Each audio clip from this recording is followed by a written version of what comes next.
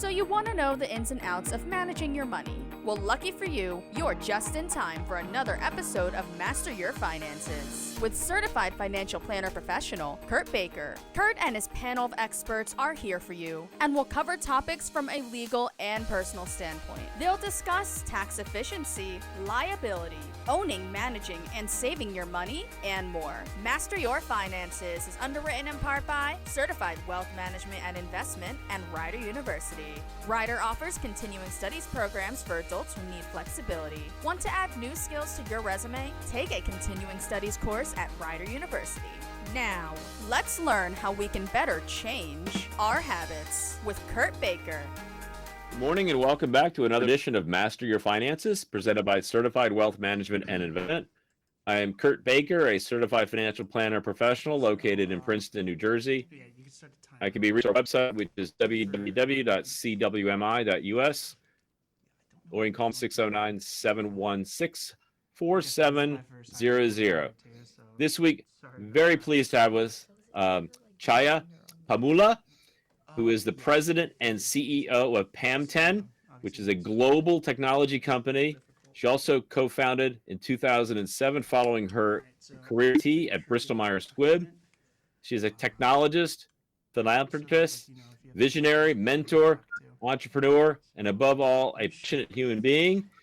She holds an MBA, an executive education certification from Harvard University. And she has many accolades, including she's a certified business process management professional, project management professional, and her accolades awards include Smart CEO's Future 500 Companies, NGI Biz Top 50 Fastest Growing Companies, NJ Best 50 Women in Business, and NJBIA Executive of the Year for 2018.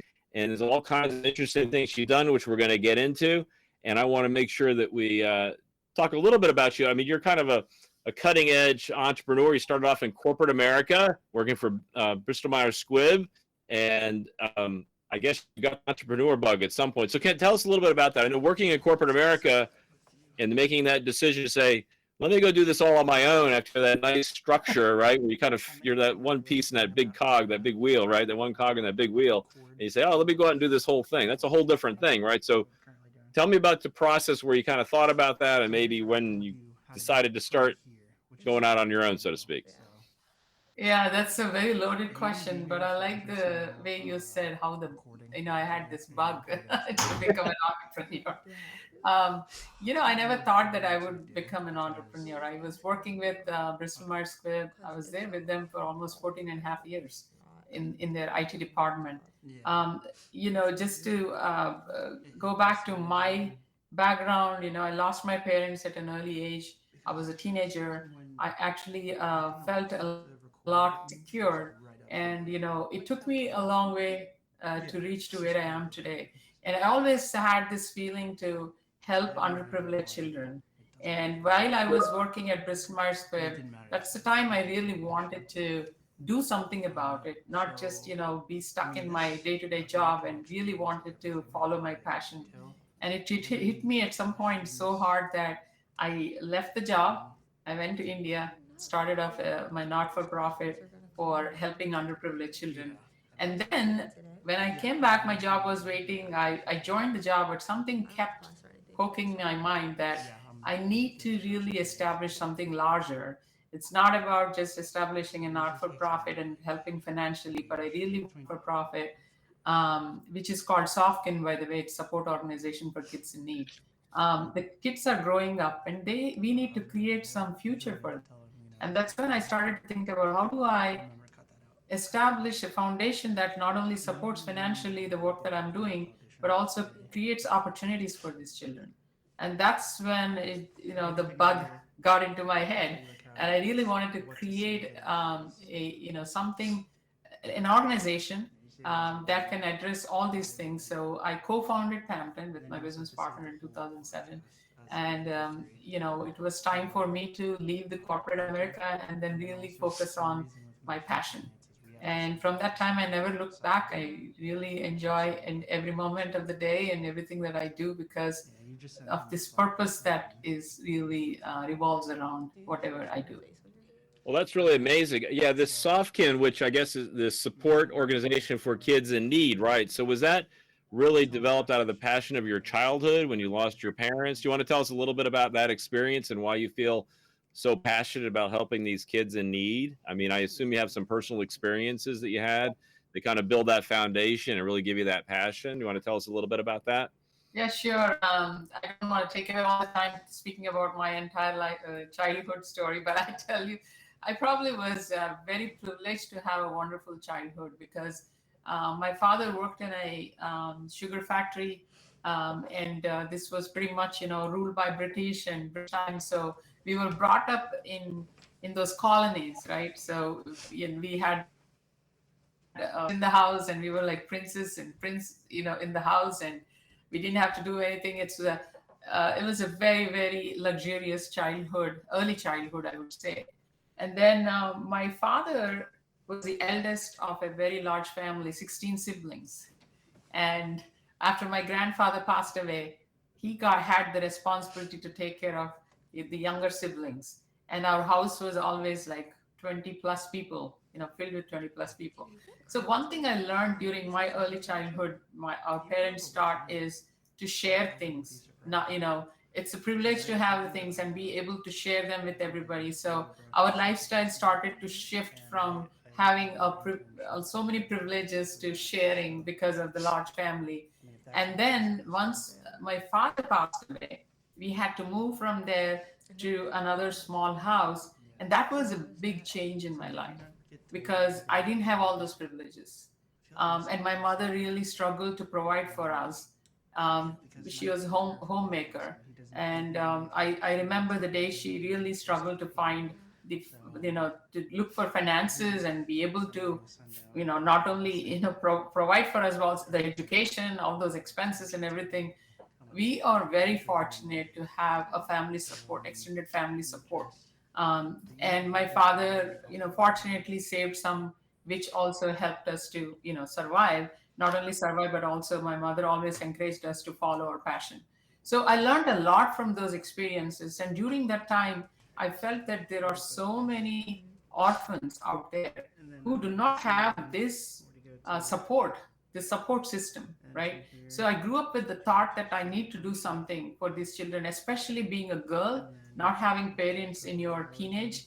The family bonding is so critical around that age, which I missed, and I used to feel insecure. I was so confused, naive, and I just felt that if I could create something, more like a strong support system for these orphans who don't have this privilege of having this family support and everything, it would be awesome. So I kept thinking about it.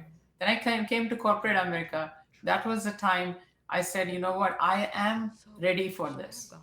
And that's when I started, when I went back to India and I started this not for profit. 3 children now. We are supporting over 100 children in India. Well, that is just amazing. So when you go into the support, I know we're talking about, a little about this, but I mean, I think it's really important about that you're kind of what your thinking is. But so where did you start helping them first? I mean, what kinds of needs did you see first? I know there's a lot of need out there, right? So how did you kind of hone in on what you felt was kind of most important for these young children, especially the young girls? I know it's in India, correct? So the culture is very a little bit different than maybe what some of us are used to here, right? So you want to speak to that just a little bit about how specifically the young girls needed some additional help?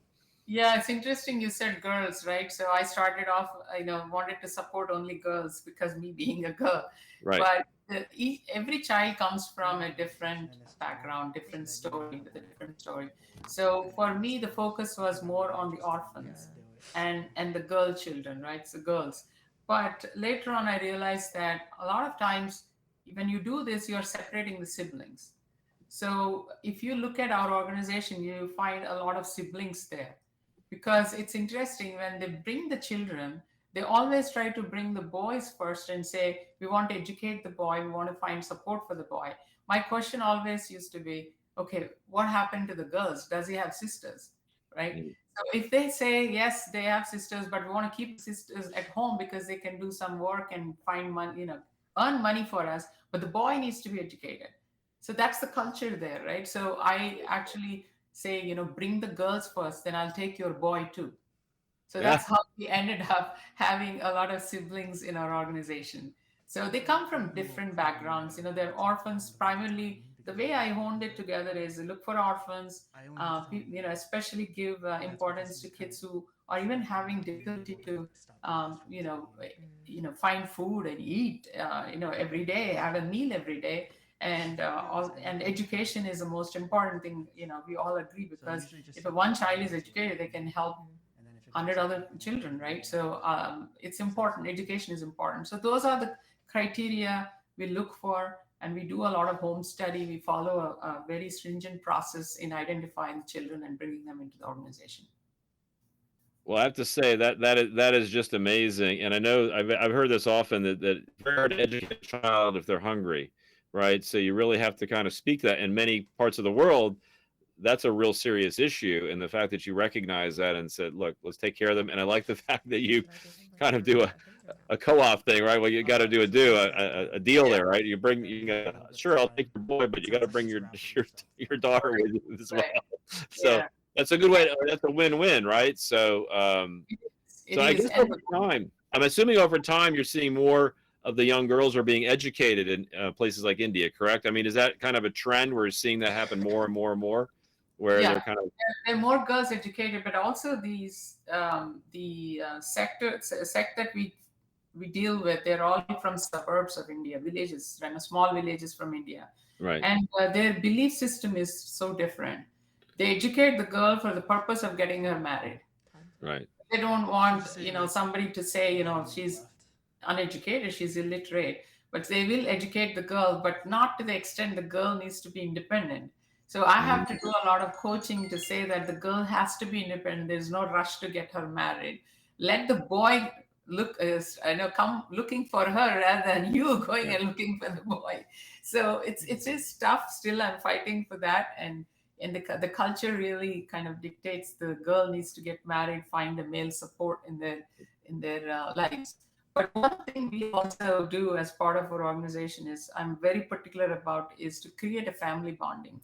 I am a strong believer if you have a family bonding and you have that secure feeling in your life, there's a lot these children can achieve. We're really surprised to see so much of hidden talent in them that surfaces when they are fed well, taken care well, and you give them that love and secure environment.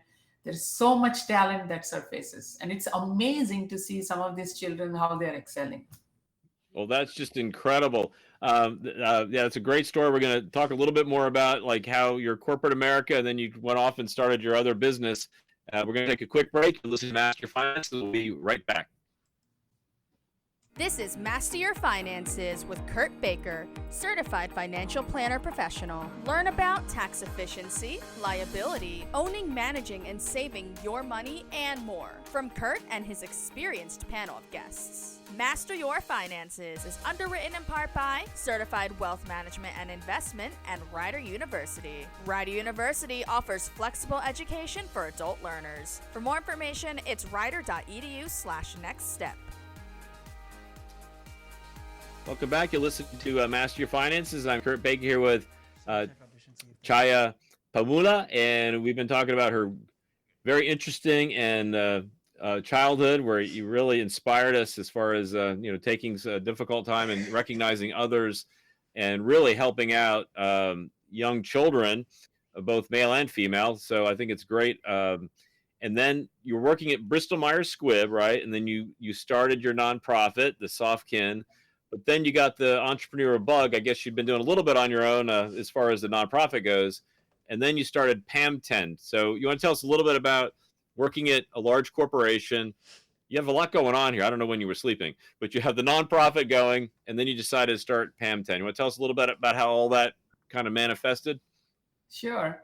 I was working in the after I established Softkin, I came back, and as I was saying earlier, my job was still waiting, and I could join back Bristol Myers Squibb. And as I was working there, and the nonprofit was growing from 3 children to 6 to 9 to 12 to 14. I have those numbers too, memorize those numbers how it grew. And as it was growing, my time was getting absorbed more and more because I was managing a lot of it remotely. And then also, I felt that there is a lot more I can do if being independent. And I can not only establish a foundation that will support the not for profit and financially, both financially, and also create a future opportunities for these children, but I just felt that my passion for empowering both women and children, it really hit me that I should create something with my own capabilities. As I've always been in technology, and I wanted to utilize my capabilities and create this company. So it's not only about running a not-for-profit, but you cannot do anything even though you have great ideas. You cannot do anything if you don't have money. I mean, think of this, right? Master your finances. So True. being financially independent is so important. And after I established Pam10, the company started to grow and we were looking for talent. And then I didn't see many women applying for tech jobs. And we were receiving more profiles from men. And then on the not-for-profit side, we have these house mothers whom we bring from streets.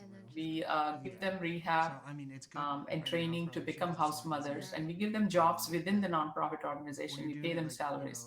But there are a couple of instances where these women showed interest in learning something new. There's actually one house mother whom we sent for Microsoft Office training, and she finally got an administrative job in a school.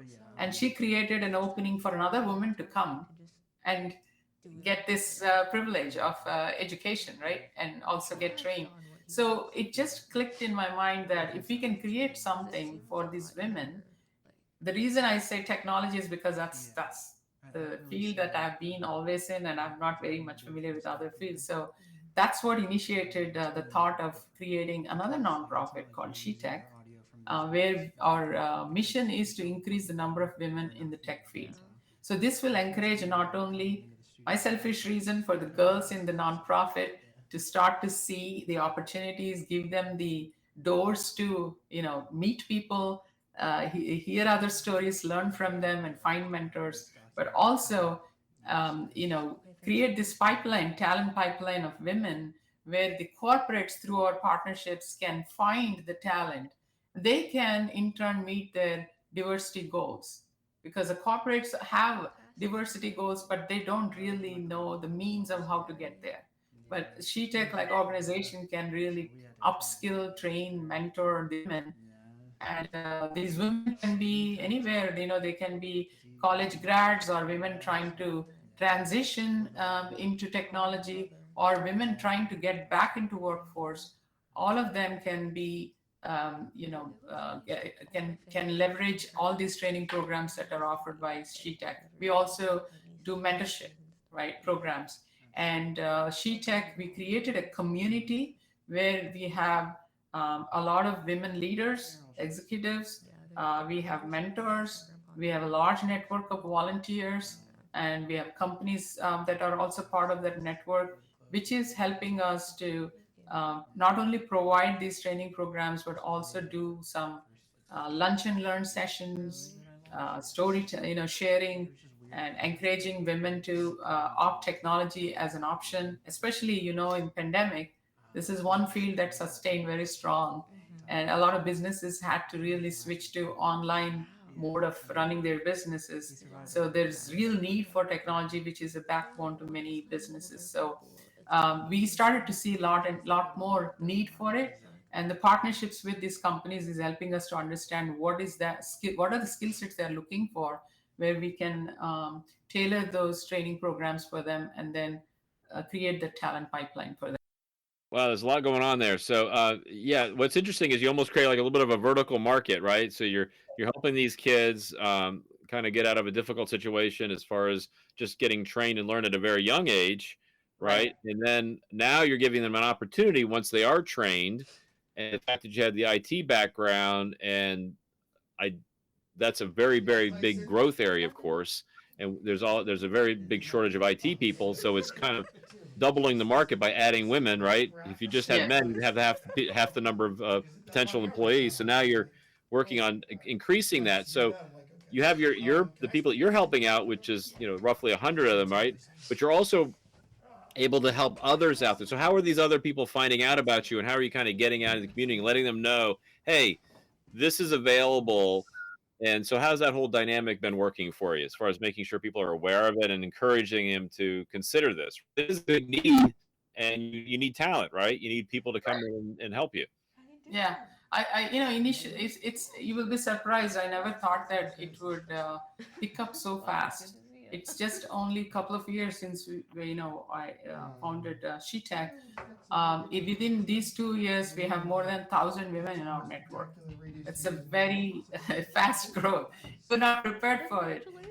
The way we are spreading the word out is through our net within our network, and also do a lot of lunch and learn sessions. We do a lot of social media marketing and digital marketing. We use our own company services to promote whatever we do. So I would say mostly through our networks, and then all these programs that we are offering, we are able to expand this community. And I give a lot of credit to our team, who are working really hard to spread this word out. So I mean, it's really been a very exciting journey with SheTech. Me being, I worked in technology companies. Being a minority, I understand what challenges there could be, and I really want to encourage other women not to have, second guess their abilities, but also see technology as another industry where they can really excel and be You have successful. roughly 1,000 women in the network, right? But now, are you hiring many of them in PAM10, or are they also working other places? So they're coming up and they're getting trained right through your other nonprofit, right, the She Tech, and now they get trained. So are you kind of feeding your own company, or are you also helping others to get that talent pool that you're creating, which is great? Actually, our company is participating more as a volunteer and also, as a sponsor, right? Hmm. We sponsor those programs, and we have our employees who are volunteering. Some of our clients who are coming forward to volunteer and teach these women. To answer your question about whether everybody is getting employment, we don't know, but we are very familiar with 4 cases where individuals who, after going through a boot camp program, on the curator boot camp program, they all got jobs, right? Mm. So it's important, and in a small wins really encourage you, and it's really gratifying, right? That's to see that people are able to find this helpful to build their careers, and we are hoping to see more and more success. Well, it sounds like you're doing something really wonderful. And you mentioned briefly about how the pandemic affected this, right? So I think a lot of companies are reliant much more on talent. I mean, not talent, excuse me, IT and tech, and all the different communications that we've developed. Zoom and all these other things that I'd never even heard of before the pandemic, frankly. And now everybody's like an expert with all these online capabilities. So, what are you seeing moving forward as far as like how your company's going to help fulfill this, and like what companies are going to do? Because I think we're kind of getting a new normal, so to speak, as far as how companies operate. Right? They're Yeah. much more comfortable now. It's like when back when we had fax machines, like you had to call somebody, do you have a fax? Do you have a fax? Right now, it's kind of like, do you know how to use this technology? And most people are like, yeah, I know how to use it. I've been forced to use it for the last few years. So you've gotten over that training hump, so to speak, or the fear hump, right? Yes, yes. And there are a lot of opportunities. I know pandemic, it's very sad that, it has its challenges, but also some opportunities that it created, right? So the company started to think differently.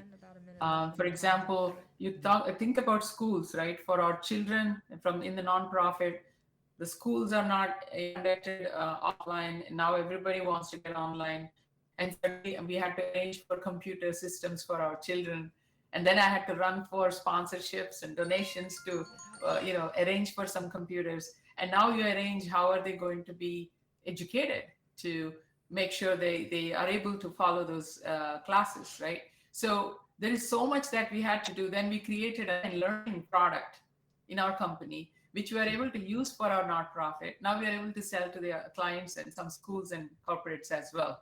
So it created opportunities. We have a chamber who is now asked us to create a mobile app. So we created a mobile app for the members to connect online. So all these things are opportunities that are this pandemic has created.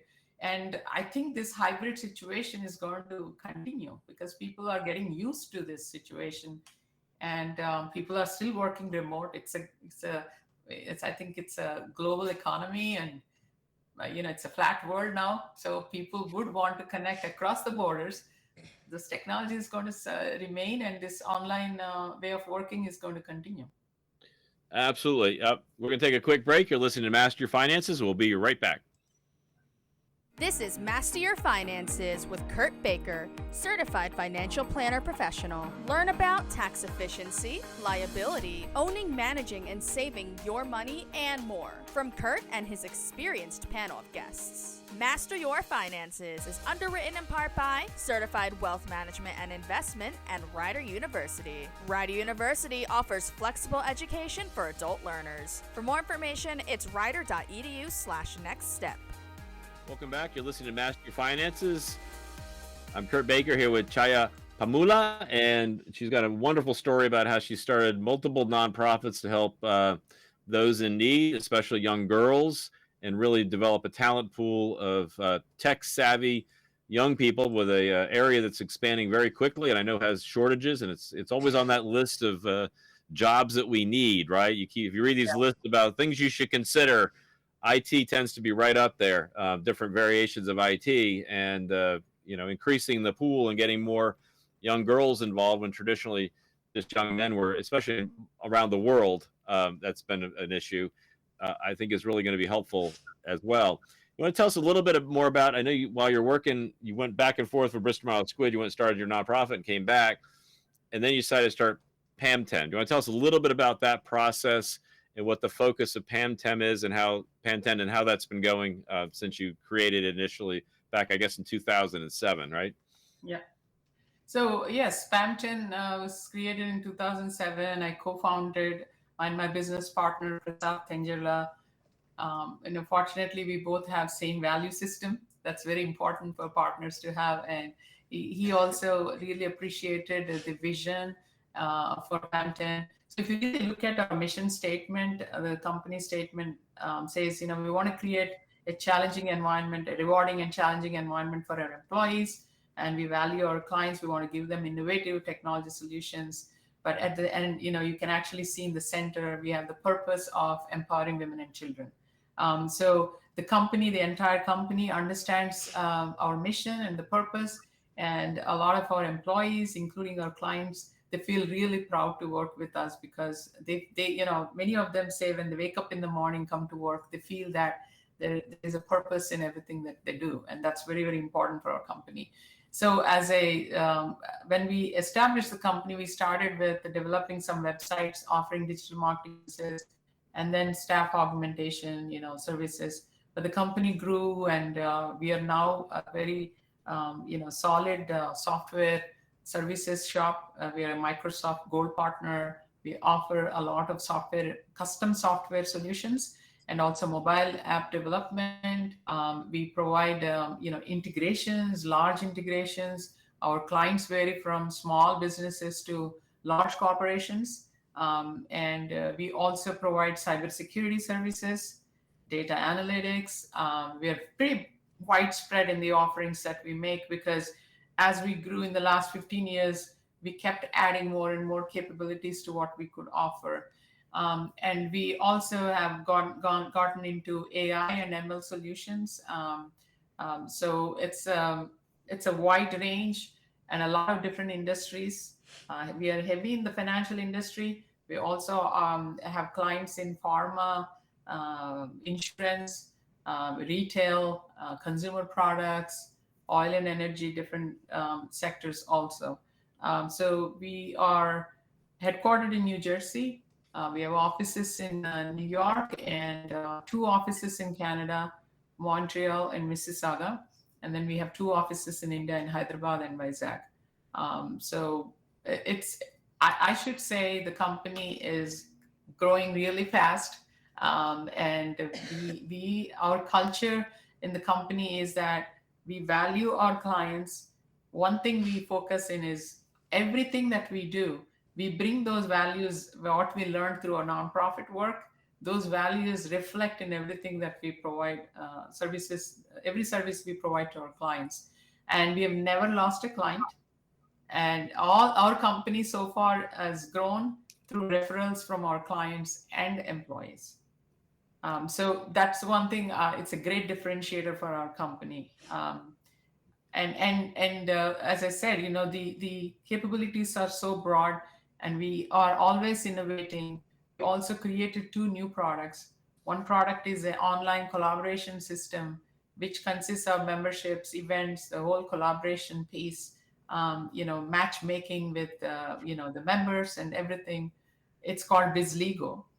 And we have another online learning system which is called Collier. We introduced it in 2020 because of the pandemic. A lot of schools are going online, and we wanted to provide that platform. Which both these platforms, I also use them for the not-for-profit purposes. So, which is really helping not only our nonprofit efforts, but we are able to actually make as products that we can sell to our clients.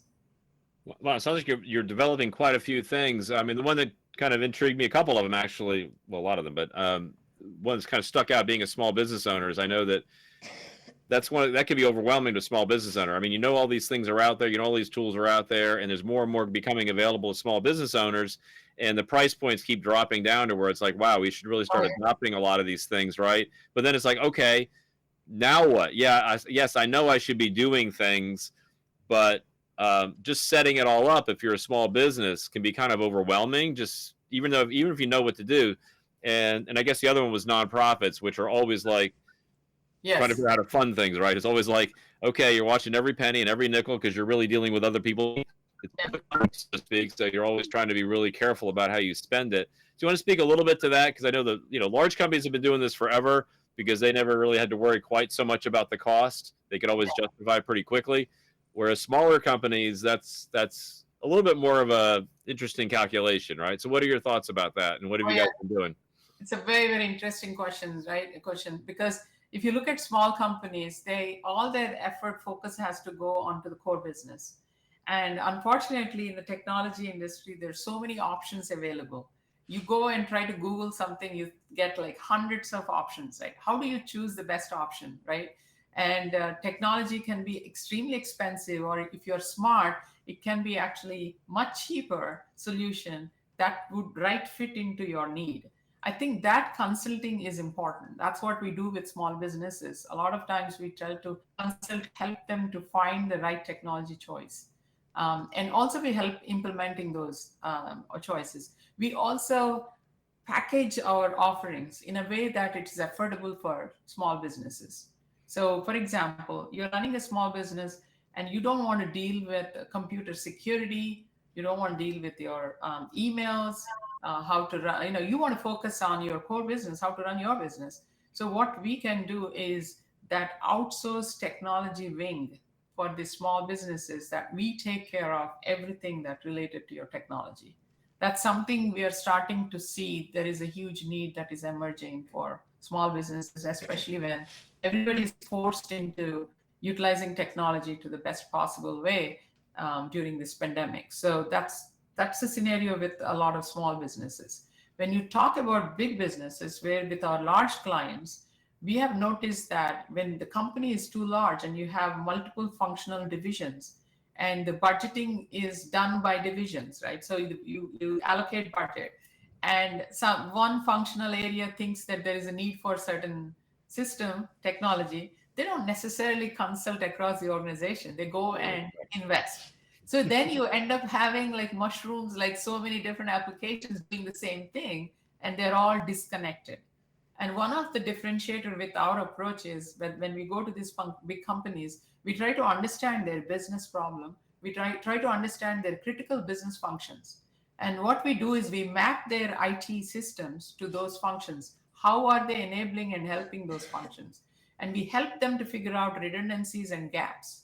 So we go with this people, technology, process view, and we give them the a roadmap on how they can reach to their goals by either fixing certain systems, making sure the information is passing across all the systems fine, and the process is properly articulated, and the management is able to get the visibility into the data to make informed decisions. So our differentiator is we wear that business hat, we look at the process, we don't go and somebody asks, I need this technology. We ask why and what is the business need. What do you have in your portfolio today? How can you utilize that and leverage and not spend too much money? Get some quick wins out of it. And that's how the approach is when we go to these business big companies. Yeah, that's amazing. My wife used to work for a very large company, and she had the exact same issue where Yeah. they hired a company to develop software, and then they would say, well, that's fine. Then they would develop them themselves, and then Yes. they wouldn't talk to the other divisions, and then they had to go like, wait a minute, they'd literally be printing things off to put it back into another system. It was Exactly. like, well, wait a minute, it doesn't make any sense, Yeah. you know. Yeah. So yeah, I was always scratching my head even back then. And that's got to be 20 years ago. I was like, that makes no sense. And then, Right. but it's great that it sounds like there's a lot more available to small businesses now to help them do a coordinated solution. Because as you point out, I mean, when somebody looks for things, it can be a little bit overwhelming. You could spend days or weeks just trying to understand what you're thinking about, and Yes. have somebody come in and say, hey, here's what you have, here's what you can use, and here's what we can help you to kind of put it all together in a maybe a little bit more efficient way. So yeah, we're going to take another quick break here real quick. Where you're listening to Master Your Finances. We'll be right back. This is Master Your Finances with Kurt Baker, certified financial planner professional. Learn about tax efficiency, liability, owning, managing, and saving your money, and more from Kurt and his experienced panel of guests. Master Your Finances is underwritten in part by Certified Wealth Management and Investment and Rider University. Rider University offers flexible education for adult learners. For more information, it's rider.edu/nextstep. Welcome back. You're listening to Master Your Finances. I'm here with Chaya Pamula, and she's been telling a wonderful story about how your tech kind of helps to weave together all the complicated aspects of tech that most of us mere mortals just want to turn the computer on and have all the stuff work. But there's a lot going on behind that. And me being a small business owner, I really appreciate the fact that this technology is becoming much more available solutions based on what your expertise is, and let the other stuff kind of do its thing. And that's where you come in. I really appreciate that. And what I want you to touch on just a little bit, if you don't mind, is anything you're seeing in kind of the nonprofit world, because I think that's a really important part of our culture. How is technology kind of helping them a little bit these days, become a little bit more efficient in fulfilling their mission as well? Yeah, that's a great question. I can share some of my personal experience, right? Being in the technology field and having a not-for-profit. I mean, Softkin is in India. The project is in India. Kids are in India. And for almost 10 years, I didn't have a strong staff there. And I was doing a lot of remote management, right? So I had to apply my learnings from the corporate leadership to apply to my nonprofit. I mean, because first of all, when you speak about technology, I speak to my children twice a day, and then I also have Skype calls every Saturday with them and with the staff. It can go up to 3 hours, 4 hours, because I like to be interacting with every child. And then I'm also concerned about their security. So we have installed a lot of cameras in our premises, and which I can see everything that's happening on my phone. The beauty is when the children are sleeping, I'm awake because of the time zone difference. I can actually see peacefully the kids sleeping peacefully. I can see when they wake up and do their things. And then it just gives me that, the secured feeling that, I'm able to see them, watch them. That's the importance of the technology, right? So I'm able to use it to the maximum possible extent to run my not-for-profit. So as I was doing this, I also, learned that from a leadership point of view, right? And also from managing the finances point of view, Way back when, conventional thinking is if someone wants to do nonprofit work, they have to have a personal story or a personal experience, and they would give up everything and start working on the not-for-profit idea.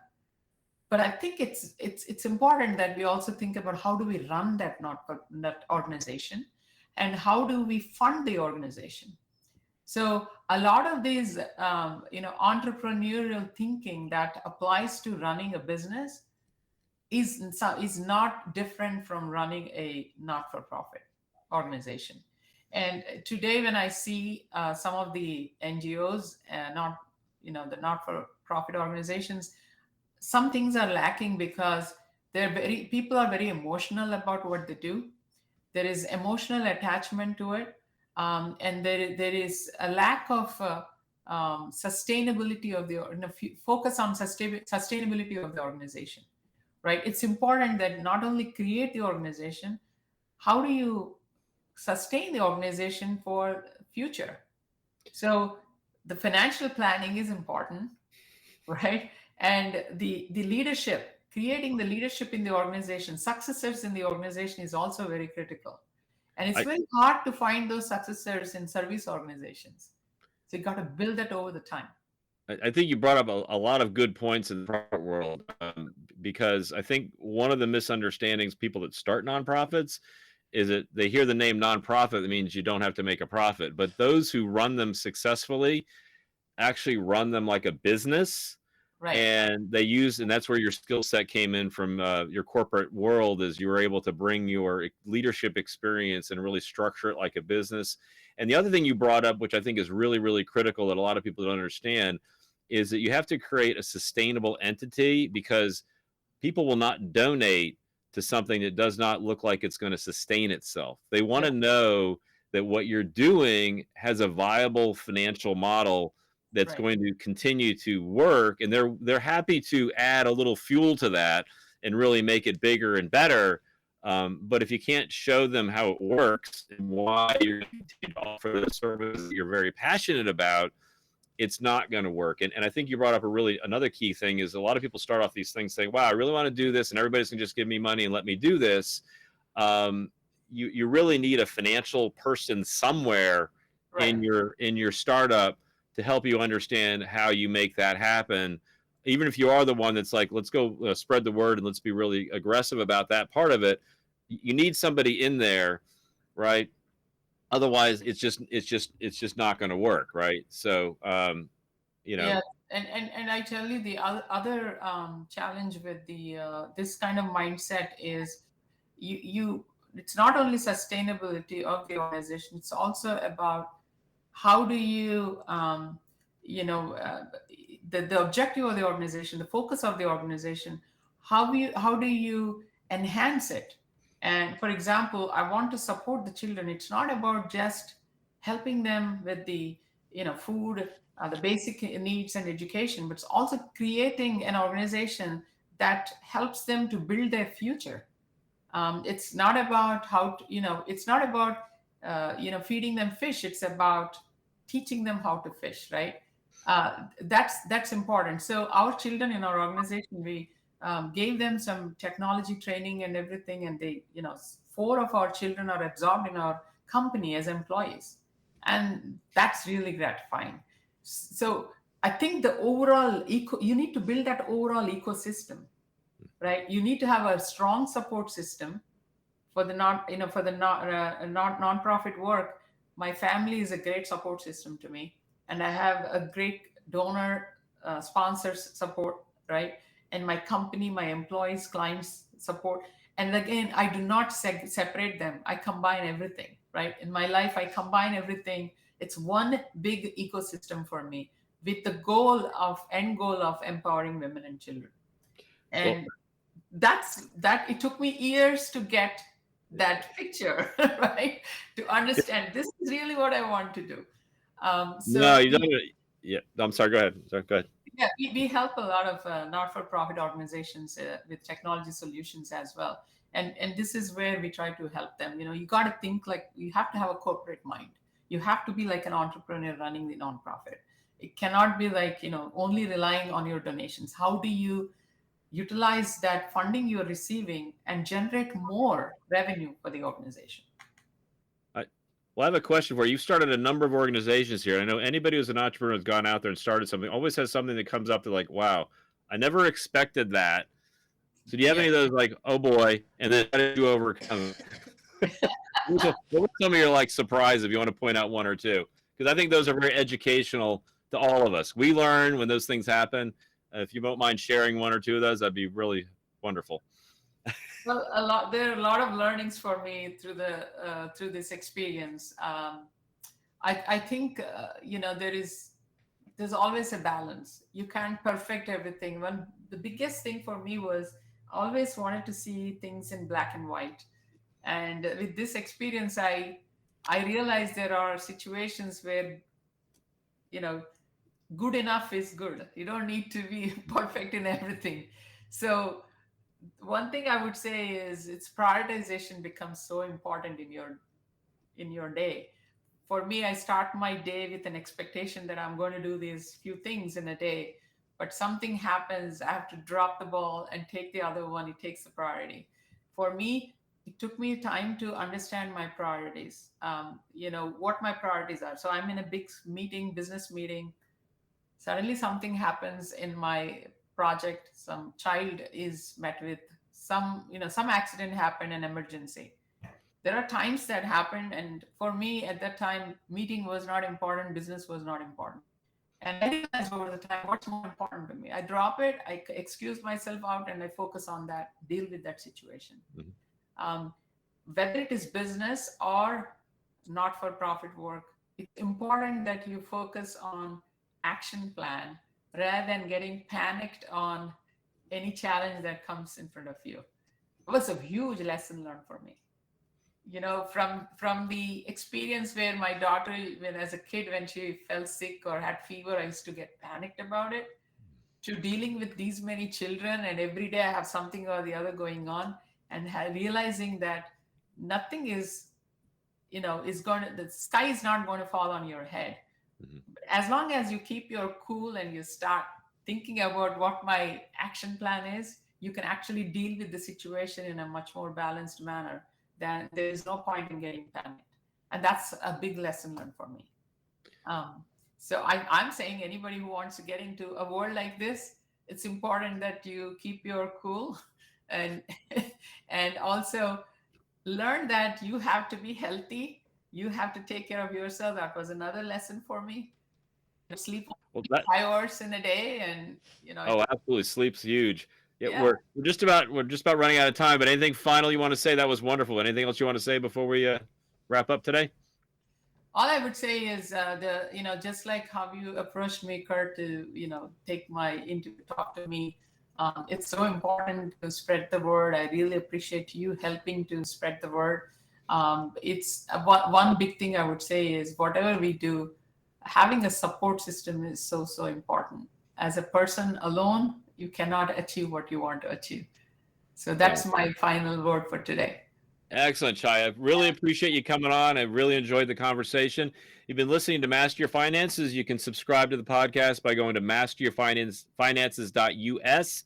Remember, together we can master your finances so you can enjoy financial peace of mind. That was this week's episode of Master Your Finances with Kurt Baker, Certified Financial Planner Professional. Tune in every Sunday at 9 a.m. to expand your knowledge in building and managing your wealth. Missed an episode?